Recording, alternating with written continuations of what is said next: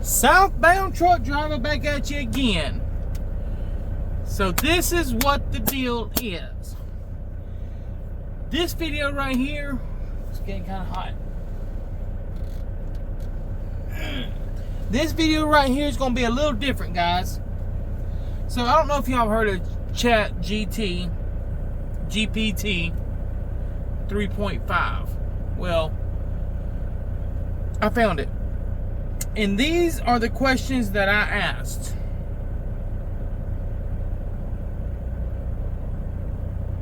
Why is flatbed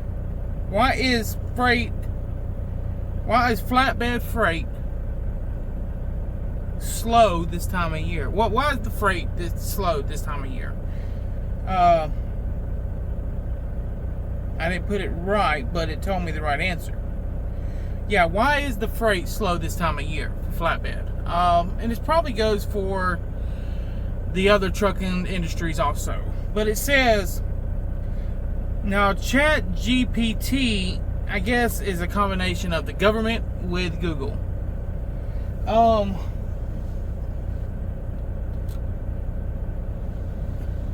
So this is what it gave me. The slowdown in flatbed trucking during certain times of the year could be influenced by various factors. In colder months, adverse weather conditions like snow and ice can impact transportation, causing delays.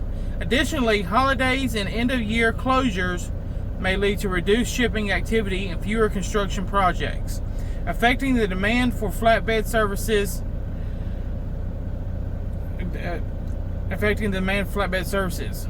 Seasonal fluctuations in industries like agriculture and manufacturing can also contribute to variations in flatbed freight speed. End of the year, the weather,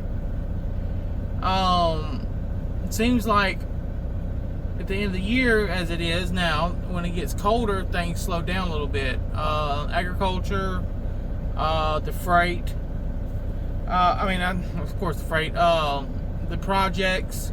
I don't know why that is, though. That's just weird. Let me see.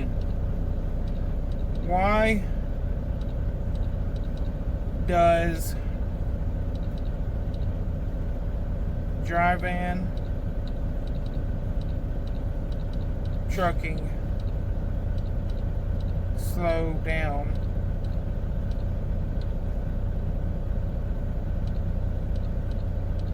during the months of November, December, and let's just say January.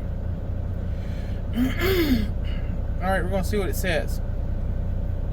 Also, I asked it, let's give me another list. Okay. So also I asked it, what trucking companies make the most money? And that's what we all want to know. Okay, am I in the right industry? Should I go try something else? Maybe like heavy haul or hazmat or whatever. Well, yeah, you should. From what this says, as of my last knowledge update in January 2022, I have the most current data on trucking companies' revenues. The ranking can change over time due to various factors, including mergers, acquisitions, and shifts in the industry. However, historically, some of the largest and most profitable trucking companies in the United States include FedEx, UPS, and Schneider National. It's recommended to check the latest financial reports and industry updates for the most current information on the top performing trucking companies. What truck driving jobs pay the most to the drivers? Now, we said what trucking companies, are doing the best, and that was what trucking companies make the most money. And they're saying FedEx, UPS, and Snyder. Wow, I didn't know Snyder was up there. Okay, here we go. What truck driving jobs pay the most to the drivers? To the drivers. We want the money. We ain't worried about the company. Like, I bought this stress ball the other day. I got you on TV so I can see myself. Bought this stress ball. It's the dough-filled ball. Look at the Loves, and it's got a ball, and it's dough-filled, and it's got the little hole on top. Here, I'll get the box. Oh.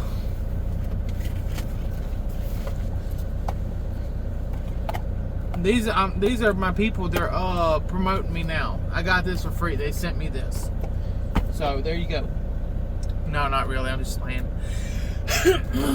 I bought this for $6.99. Here we go. Several factors influence truck driver salaries, including experience, type of freight, location, and company policies. Company policies affect how much money you're going to get paid. If somebody knows what that means, put it down in the comments. I kind of got an idea. Y'all have seen some of my videos. General specialized trucking jobs tend to pay higher than general freight. Here are some of the truck driving jobs that often pay well. And when they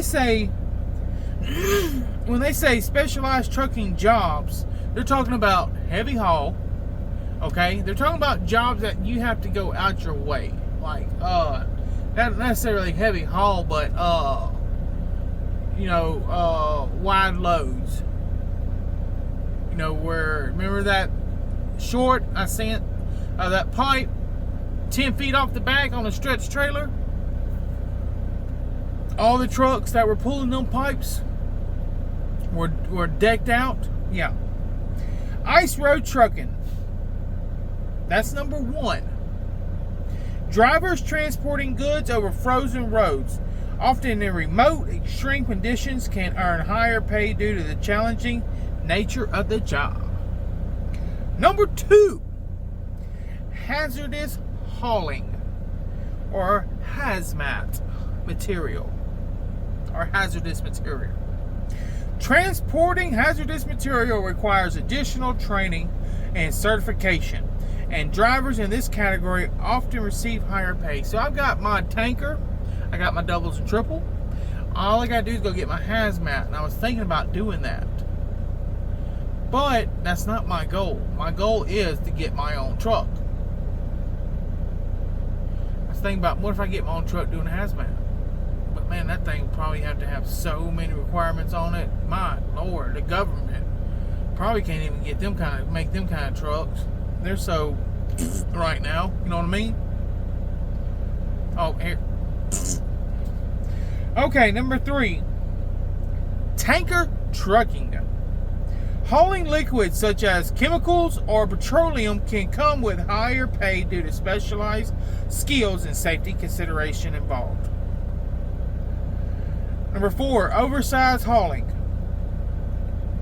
Drivers transporting oversized or overweight loads often earn more because of the additional challenges and regulations associated with these loads. Oversized, you can't drive at night some places. It's just a bunch of BS. You got to stop at every way station. And they don't do nothing but grab your paper and they say, oh, okay, looks good.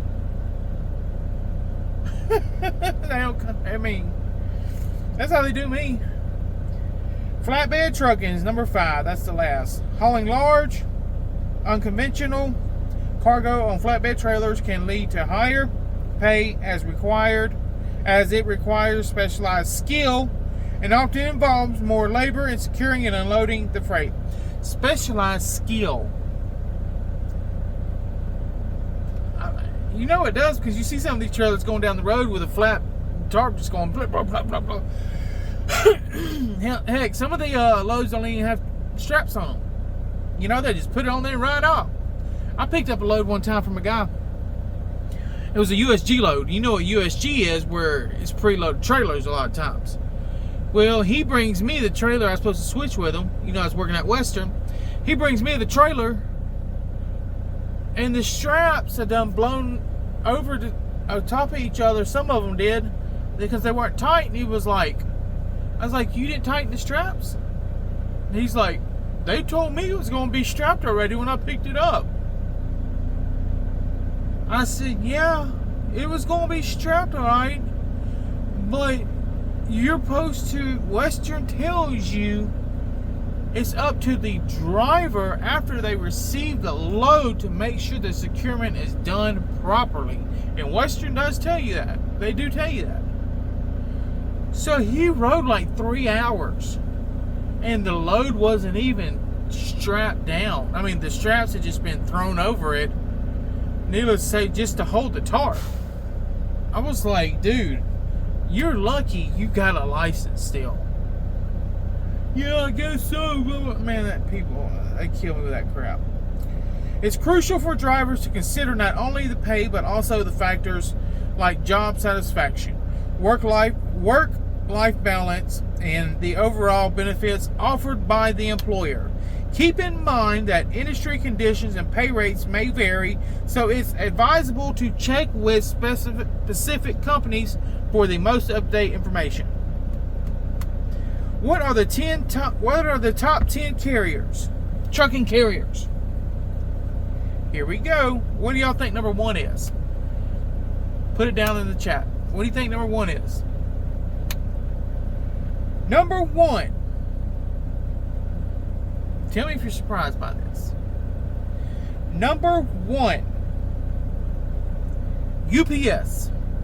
Number 2, FedEx. Number 3.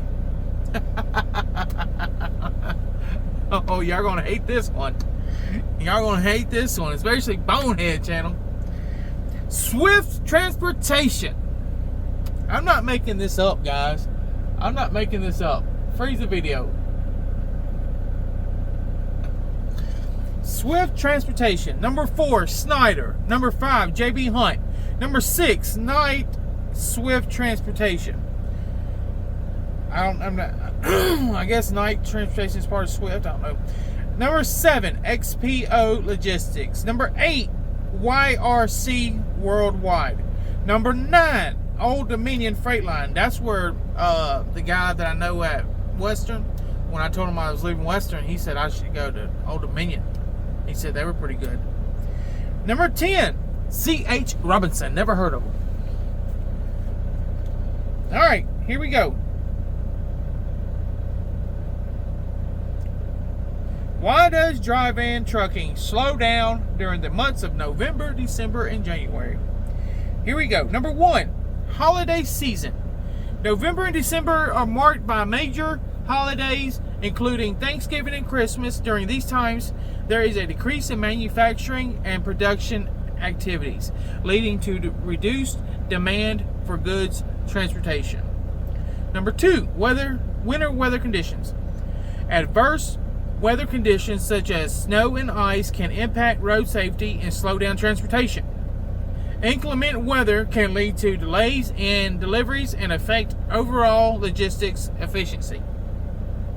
Number 3, inventory adjustments.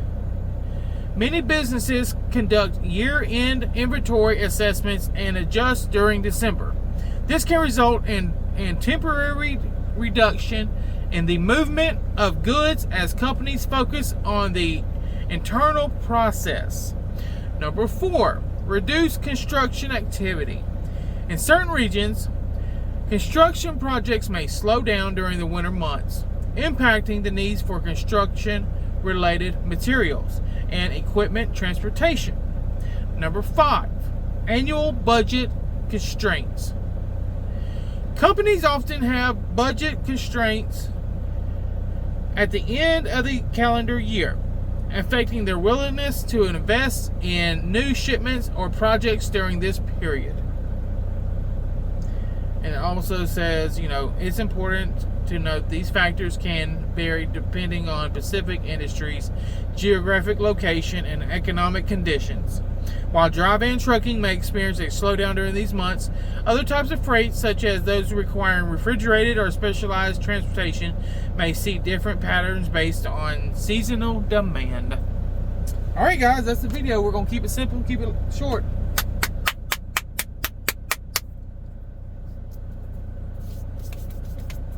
Thank y'all for tuning in. God bless y'all. And I love y'all. Peace out and stay southbound.